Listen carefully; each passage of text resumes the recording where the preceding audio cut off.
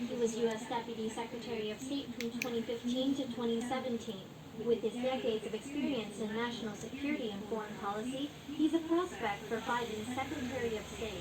作为一个执政当局我们的这个民党政府 As ruling party, the DPP administration has friendly relations with other countries' ruling parties, opposing parties, or other democratically elected parties.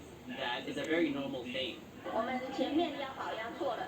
Looks like we bet on the wrong horse. Now we'll have to go the extra mile to make up for it. To that end, we need to step up our efforts because after all, Taiwan-US relations are still very important.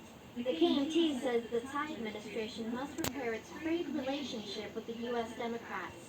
In response, a DPP lawmaker said Xiao and Blinken were in fact longtime friends. 第一个以台湾总统候选人的身份进入到白宫。